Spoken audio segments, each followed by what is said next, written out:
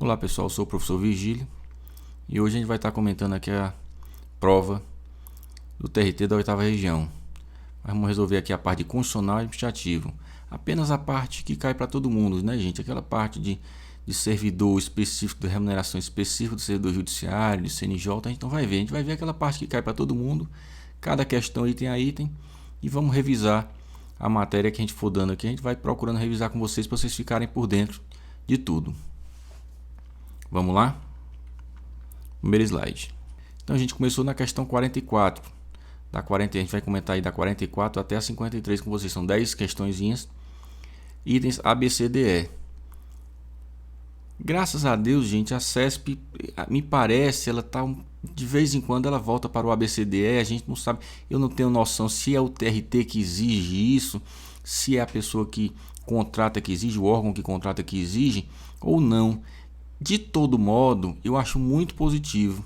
Eu sou contra os itens certo e errado, principalmente da forma que a CESP coloca. Ela coloca às vezes item muito longo, que dependendo da interpretação pode tanto ser certo como errado. De todo modo, a melhor maneira de se sair bem em qualquer banca é fazendo exercícios repetidamente daquelas bancas. Faz a prova, olha item por item o que errou, onde ficou com dúvida, qual foi a interpretação que a banca deu para aquele ponto, qual foi a interpretação que você tinha dado que você errou, por que motivo você errou, e assim você vai aprendendo a pensar um pouco como a banca pensou na hora de fazer a prova. Quando chegar na sua hora, você já vai estar por dentro de tudo, já vai estar ali conectado com aquela banca. Certo, pessoal? Então vamos olhar e a questão 44. As normas constitucionais de aplicabilidade direta e imediata, cuja abrangência pode ser reduzida por outras normas constitucionais ou infraconstitucionais, denominam-se normas constitucionais. A. Programáticas? Não, né, gente? Programáticas são normas de eficácia limitada e não normas que têm aplicabilidade direta e imediata, mas cuja abrangência pode ser reduzida. Então, normas constitucionais programáticas, elas têm eficácia limitada. Quais são as normas de eficácia limitada? São aquelas que não produzem efeitos imediatamente. Elas precisam de outras normas para produzir efeitos. E elas se dividem em normas de princípio institutivo e normas programáticas. Então, normas programáticas, pela sua própria definição, elas não estão no grupo das que têm aplicabilidade direta e imediata, como diz aí o texto da questão. B. De eficácia plena com efeito limitado? Não, né, gente? Isso aqui nem existe, né, gente? As normas, elas se classificam em norma de eficácia plena, norma de eficácia contida e norma de eficácia limitada. Como eu já disse, a limitada se divide em normas de princípio institutivo e normas programáticas. Essas normas de eficácia plena com efeito limitado, isso aqui nem existe. Então está errada também a B. C. Norma de eficácia contida? Sim. É exatamente isso aqui. A norma de eficácia contida, ela tem inicialmente aplicabilidade direta e imediata, mas a sua abrangência pode ser reduzida por outras normas, normalmente infraconstitucionais, mas o texto da questão colocou também normas constitucionais ou infraconstitucionais. Isso não torna a alternativa C errada. A alternativa C está correta. A D continua errada, que é a norma de eficácia limitada, pela própria definição, ela não tem aplicabilidade direta e imediata. E E, de eficácia plena. Também não é, né, gente? A norma de eficácia plena, ela não poderia ter a sua abrangência restringida, seja por norma constitucional, nem por norma infraconstitucional. Então, a alternativa correta é a alternativa C. Vê bem, gente, que esse aí é um item que, apesar de, nesta matéria, ser básico, na classificação das normas constitucionais quanto à eficácia, esse item ser um item fácil nessa matéria, ser um item básico, a matéria em si, essa matéria, que é a classificação das normas constitucionais quanto à eficácia, não é uma matéria tão simples, né? Não é uma matéria básica, não está no texto da Constituição. Então, essa questão, ela veio bem, porque a matéria é um pouco mais complicada, mas ela colocou de uma forma simples. Então, a gente pode dizer que essa questão não é uma questão fácil, mas também não chega a ser uma questão difícil, né, pessoal? Vamos lá. Próximo slide. Questão 45. Acerca dos direitos e garantias fundamentais, assinale a opção correta. A. Um estrangeiro não naturalizado que venha a ser preso em flagrante em território nacional tem legitimidade para impetrar habeas corpus. Correto, né, pessoal? O artigo 5º, apesar dele dizer que ele se aplica aos brasileiros e estrangeiros residentes no Brasil, a gente sabe que isso é uma interpretação muito restritiva, dizer que apenas os estrangeiros residentes no Brasil têm os direitos previstos no artigo 5º.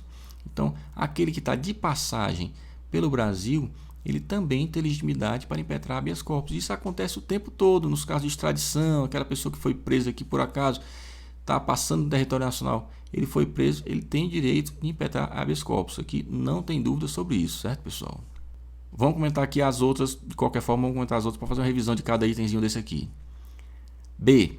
Os direitos sociais consolidados pela CF são classificados como direitos fundamentais de terceira dimensão.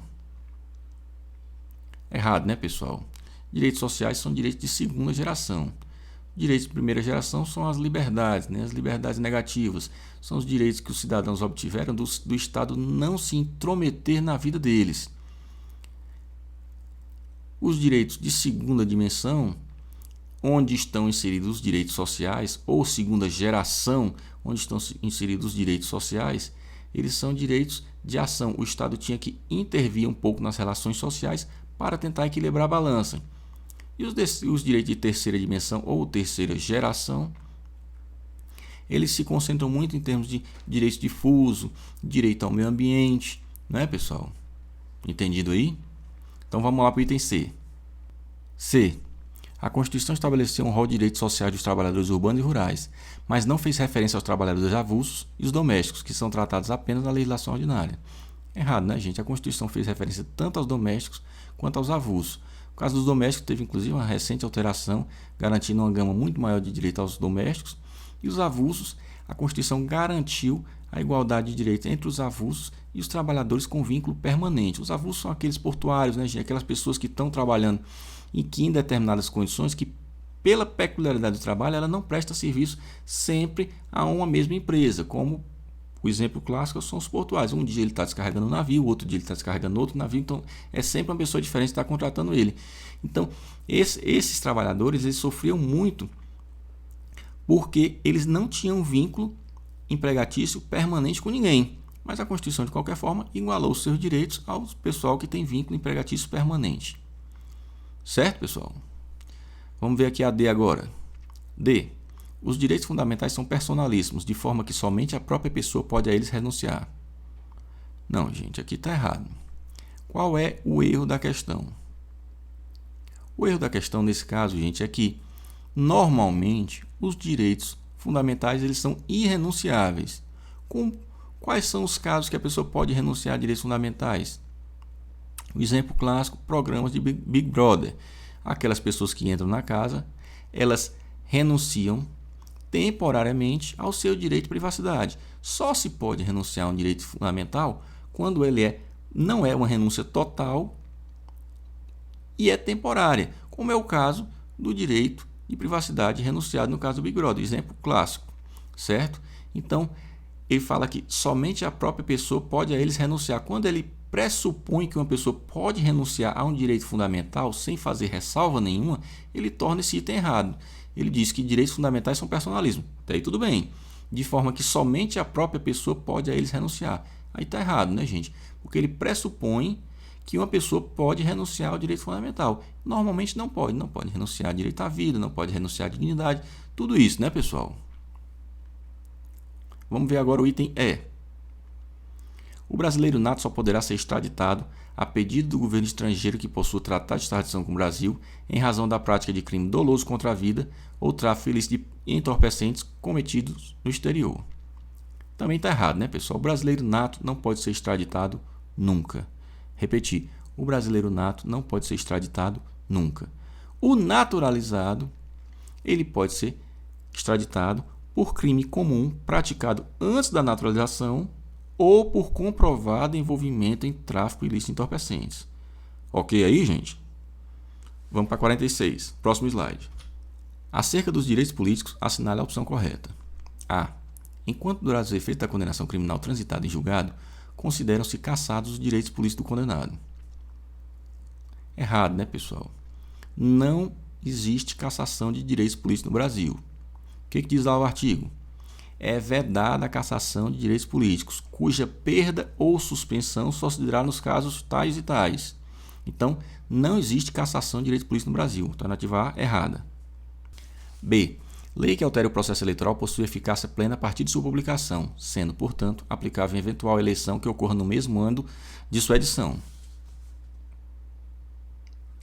Errado, né, gente? Segundo o artigo 16, que ele traduz o princípio da anterioridade eleitoral, a lei ela entra em vigor na data da sua publicação, mas ela não se aplica a uma eleição que ocorra até um ano da data da sua vigência. Ok? Então, foi publicada uma lei menos de um ano da eleição, ela não se aplica àquela determinada eleição. Certo, galera? C. O exercício da soberania popular se dá por meio do sufrágio universal, do voto direto e secreto e do mandato de segurança. Errado, né, gente? O mandato de segurança não tem nada a ver com exercício da soberania popular. Nem precisa comentar mais detidamente o item C aí, né, gente? Errado. D. Capacidade eleitoral é o direito de votar e ser votado. Exatamente isso. Capacidade eleitoral é o direito de votar e ser votado. Capacidade eleitoral ativa é o direito de votar. Capacidade eleitoral passiva é o direito de ser votado. Item D, correto. Vamos ver aqui de qualquer forma o item E. Ele fala que a emenda constitucional determinou a obrigatoriedade do voto aos analfabetos. Errado, né, gente? O artigo 14 garante que o voto dos analfabetos é facultativo. Ok aí? Então, vamos para o próximo. 47. Conforme a Constituição Federal, o desmembramento de Estado-membro da Federação depende, entre outros requisitos, de... Essa aqui, facílima, né, pessoal? Essa foi uma das questões dadas dessa prova. A. Ação popular. Não, né, gente? Ação popular é um meio de controle da administração pública, que é uma ação ajuizada pelo cidadão. Também não tem nada a ver com desmembramento de Estado-membro. B. Iniciativa popular. Também não. Iniciativa popular é iniciativa popular de lei. É previsto na Constituição, nas leis estaduais, nas constituições estaduais e nas leis orgânicas municipais. Aqui também não tem nada a ver. C. Plebiscito. Exatamente isso. Plebiscito, que é aquela consulta prévia à população, né? O plebiscito, ele é obrigatório quando houver desmembramento de Estado-membro. Certo? Isso aí está tudo lá no artigo 18 da Constituição. D. Emenda à Constituição, também está errado. E é referendo. Também está errado. O referendo é aquela consulta após a prática do ato. Não é o caso. No desmembramento de Estado-membro está previsto o plebiscito, que é antes do próprio desmembramento, é feita a consulta às populações interessadas. Certo? Então, é errado também. Alternativa certa, item C. Vamos para frente. 48. Com relação à organização político-administrativa do Estado brasileiro, assinale a opção correta. A. Nos termos da Constituição, embora os Estados-membros e municípios possam estabelecer cultos religiosos ou igrejas, lhes é vedado subvencioná-los. Não, né, gente? O Estado é laico. Estado-membro, União ou município, nenhum deles pode estabelecer cultos e nem subvencioná-los. B. A competência material ou administrativa, atividade legiferante, pode ser tanto exclusiva da União quanto comum aos entes federativos. Aonde é que está o erro da B, gente? Está aí nesse atividade legiferante. Esse foi um item bem interessante que eu achei com uma pegadinha. Quando ele fala a competência material ou administrativa, se a gente pular essa atividade legiferante aqui, tá certo. Ó. A competência material ou administrativa pode ser tanto exclusiva da União quanto comum aos entes federativos, que estaria certo. Só que competência material ou administrativa não é competência legislativa, não é competência para legislar, não é uma atividade legislativa, não é atividade legiferante. Entenderam aí? Competência material ou administrativa não é atividade legiferante. Então o item está contraditório, que torna ele errado. Ok? C. Os municípios e territórios federais são considerados entes federativos. Errado, né, gente? Os municípios são entes federativos. Os territórios não são entes federativos. Certo? D. Distrito Federal é a capital federal do Brasil. Errado. Brasília é a capital. Certo, gente? A Brasília é a capital. Não esquecer disso. O Distrito Federal não é a capital. Ok, galera? De acordo com a Constituição, lei complementar federal pode autorizar os Estados-membros a legislarem sobre questões específicas em matéria de competência privativa da União. Correto, né, gente? Texto praticamente ipsis literis o que está lá na Constituição. Esse item é. Ok? Vamos para frente. Aqui a gente vai começar a parte de direito administrativo. Dá para ver que foram pessoas diferentes que fizeram a prova de constitucional e a prova de administrativo, que está na cara, né, gente? Porque a prova de administrativo veio 1000 vezes mais difícil do que a prova de constitucional. A prova de constitucional é uma prova relativamente básica e a prova de administrativo é uma prova relativamente difícil, diria até um pouco difícil para o pessoal da área meio. Então vamos analisar aqui o 49. Com relação aos princípios fundamentais da administração pública estabelecidos na Constituição Federal de 88, assinale a opção correta. A. De acordo com o princípio da impessoalidade, é vedado à administração, em qualquer circunstância, conceder um direito exclusivo a um particular. Não, gente, não é vedado um direito exclusivo, mas o princípio da impessoalidade, ele veda a preferência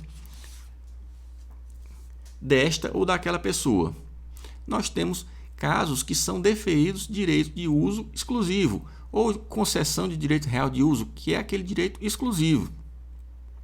E é um caso legal e constitucional, certo? Então, a impessoalidade, ela não veda a concessão de um direito exclusivo. Ela veda é que se prefira esta pessoa ou aquela pessoa, certo, pessoal? Que a administração atue de maneira pessoal, atue preferindo pessoas umas em relação a outras, certo? B. O princípio da publicidade poderá ser restringido quando o sigilo for necessário à segurança da sociedade. Essa está correta, pessoal. A lei, ela não diz exatamente isso. A Constituição também ela não diz exatamente isso. Mas a questão não está errada, porque a segurança da sociedade ela pode sim autorizar um sigilo.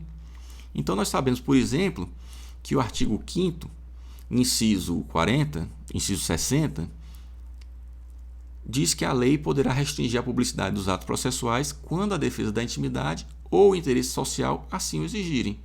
Então nós temos que interpretar esse item em conjunto com o artigo 5º, inciso 60, para concluir que não tem nada de errado nesse determinado item. Então a resposta é alternativa B. De qualquer forma, vamos seguir aqui analisando o item C, D e E. C. Moralidade administrativa se confunde com moralidade comum, o que impede servidores públicos de se comportarem contrariamente aos padrões morais e filosóficos da sociedade. Que ele começou errando, gente.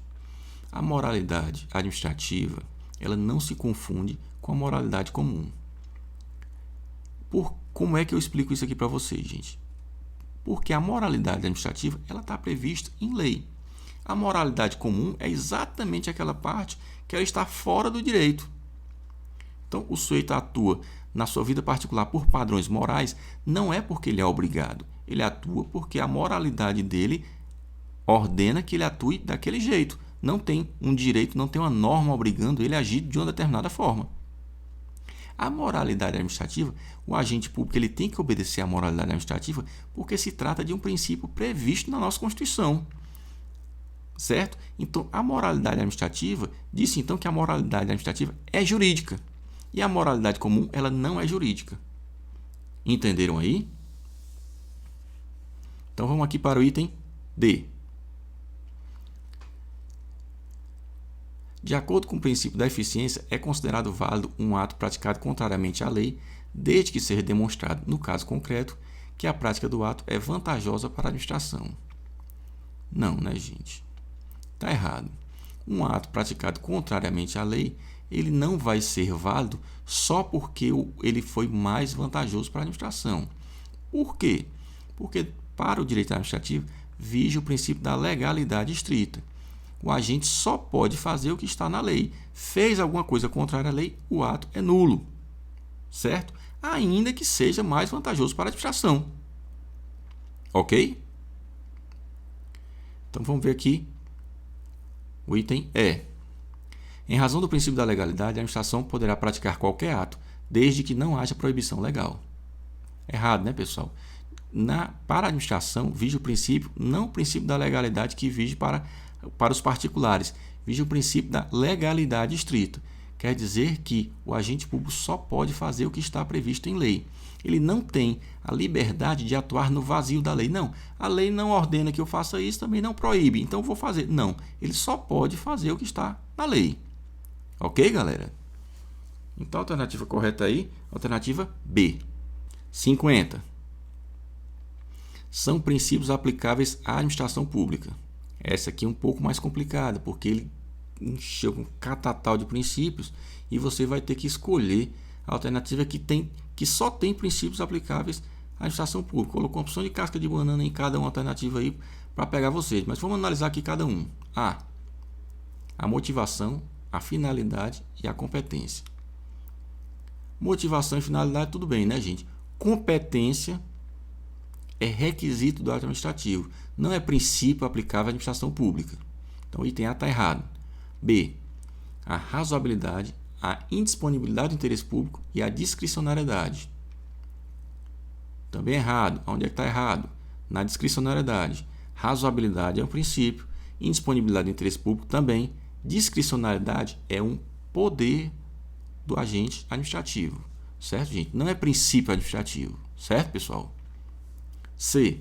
A inércia, a presunção de legalidade e a imperatividade.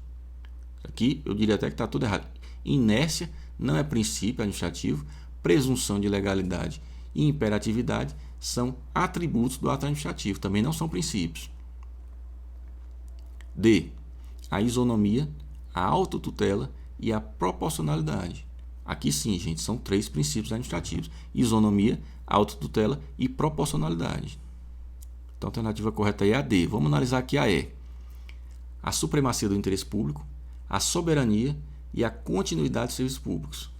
Que a gente poderia dizer que a supremacia do interesse público e a continuidade dos serviços públicos são princípios administrativos. Já a soberania não é, né, gente? Soberania não tem nada a ver com o princípio administrativo, né, pessoal? Então a alternativa correta fica a alternativa D. Vamos para a próxima. 51. Acerca da nomeação para o cargo público, assinala a opção correta. A. A nomeação, assim como a readaptação, a reintegração e a recondução são formas de provimento em cargo público. Já é essa, né, gente? Está correto. Quais são os casos de provimento previstos em lei, previstos lá na 8.112? É nomeação, promoção, readaptação, reversão, aproveitamento, reintegração e recondução. Lembrando que ascensão e transferência são formas inconstitucionais de provimento, certo, pessoal? A alternativa A está correta, vamos analisar demais aí com vocês. De acordo com a Lei 8.112/90, durante o prazo de validade do concurso público, a administração poderá abrir novo concurso para provimento das mesmas vagas, desde que seja priorizada a ordem de nomeação do primeiro concurso. Errado, né, gente? A Lei 8.112 diz exatamente o contrário. Segundo a lei, não se abrirá novo concurso enquanto houver candidato aprovado em concurso anterior com prazo de validade não expirado. Aqui, de vez em quando, a gente vê a administração afastando isso aqui, dizendo que já tem as vagas, dizendo que vai ser todo mundo nomeado do concurso anterior, que tem que ser mais eficiente e tal. Mas, como ele fala aí, de acordo com a Lei 8.112, a gente está seguro, a gente pode seguir o texto legal para concluir que o item está errado, certo, pessoal? C. A nomeação para provimento de carga efetiva em comissão deverá ser precedida de concurso público de provas ou de provas e títulos. Errado também, né, gente? Nomeação para carga em comissão não precisa de concurso público. D. Aquele que, após a nomeação, não tomar posse no prazo previsto em lei será exonerado do cargo público. Errado, né, gente? Quem não tomou posse não pode ser exonerado, né? Isso aqui é até questão de lógica. E E. A nomeação do servidor ocorrerá com a assinatura do respectivo termo, no qual deverão constar as atribuições, os deveres, as responsabilidades e os direitos inerentes ao cargo ocupado. Errado também, né, gente? A nomeação é um ato publicado, é um ato assinado pela autoridade competente e publicado em diário. A banca aí, ela só fez uma coisa, ela mudou nomeação por posse. Então o item E também está errado. Vamos para o próximo slide. Então vamos lá, pessoal, 52 aqui. Com relação aos interesses e vantagens dos servidores públicos federais previstos na Lei 8.112/90, assinala a alternativa correta. A. É vedada a concessão de licença ao servidor público federal para tratar de assuntos de interesse exclusivamente particulares. Errado, né, pessoal? A licença para interesse particular é prevista expressamente na 8.112. B. As indenizações incorporam seus vencimentos ao serem pagos continuamente ao servidor. Negativo, né, pessoal? Errado também. A Lei 8.112 diz exatamente o contrário, diz que as indenizações não se incorporam aos vencimentos. C. É vedada, em qualquer hipótese, a prestação de serviços gratuitos à administração pelo servidor público federal. Errado também, né, gente? Porque o que a lei diz é que é vedado a prestação de serviços gratuitos a menos que esteja previsto em lei. E a alternativa diz que é vedado, em qualquer hipótese, a prestação de serviço público gratuito.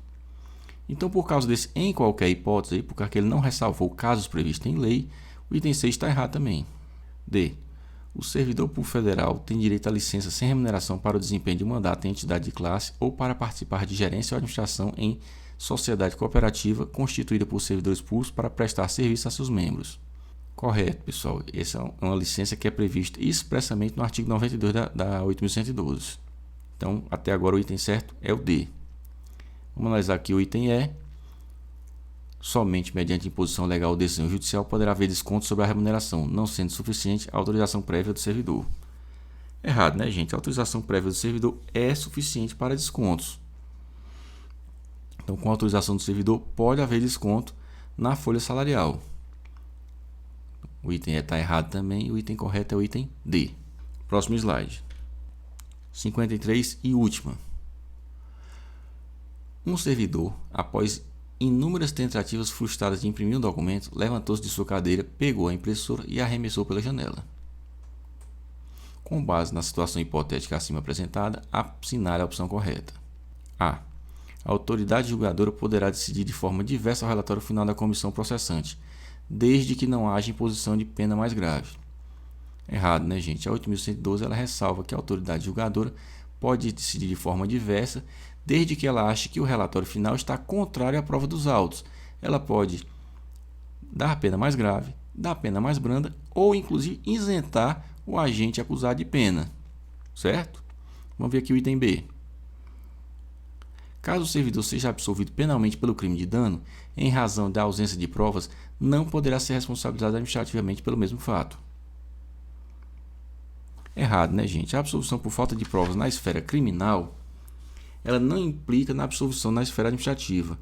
O que vincula a autoridade administrativa é quando o servidor for absolvido na esfera criminal, quando se constatar que não houve o fato ou que o agente não foi o autor daquele fato, certo? O absolvido por falta de provas, ele pode continuar sendo processado administrativamente, certo, pessoal? C. Caso seja comprovado que o servidor oferece risco à segurança da repartição, poderá ser demitido antes da instauração do respectivo processo administrativo disciplinar, hipótese que, caso seja absolvido após o julgamento, será reintegrada à função que ocupava anteriormente. Errado, né, bem? Não existe a figura da demissão sem processo administrativo. E existe o afastamento, que fala aquela questão da segurança e tal. Quando for casos muito graves, existe afastamento. Mas demissão antes da instauração do processo administrativo não existe. Alternativa D. É possível que o servidor, pelo mesmo ato, seja responsabilizado penal, civil e administrativamente. Correto, né, pessoal? As três esferas, penal, administrativa e civil, elas são independentes. Agora, o sujeito pode ser condenado penal, pode ser condenado na esfera civil e pode ser condenado na esfera administrativa. Agora, ele pode ser que o ato que ele praticou seja um ilícito administrativo e não seja um ilícito penal, que muitas vezes acontece, né, gente? Seja uma imoralidade, seja alguma coisa que tenha impacto na esfera civil, na esfera administrativa, mas não tenha na esfera penal. É muito comum, né, gente? Esses casos que é um ilícito administrativo, mas não é um ilícito penal. Agora, são três esferas diferentes, certo? a penal, a civil e a administrativa. Ok? Alternativa E. O processo administrativo disciplinar eventualmente instaurado será encerrado sem julgamento se o servidor for acusado for exonerado a pedido. Errado também, né, gente? Se o processo administrativo é aberto, o servidor só pode ser exonerado a pedido ou aposentado voluntariamente após a conclusão do processo e o cumprimento da penalidade. Certo? Se tiver penalidade aplicada, né? Esse é o texto do artigo 172 de 2112. Ok, galera? Então é isso, gente. São essas 10 questõezinhas aí. As de constitucionais são um pouco mais fáceis, de constitucional são um pouco mais fáceis, as de administrativo um pouco mais complicadas, mas nenhuma delas bizarra a ponto da gente não conseguir resolver, né? Posso dizer que foi uma prova bem feitinha, né, pessoal? Então, é isso aí. Nesse vídeo a gente fica por aqui e até a próxima.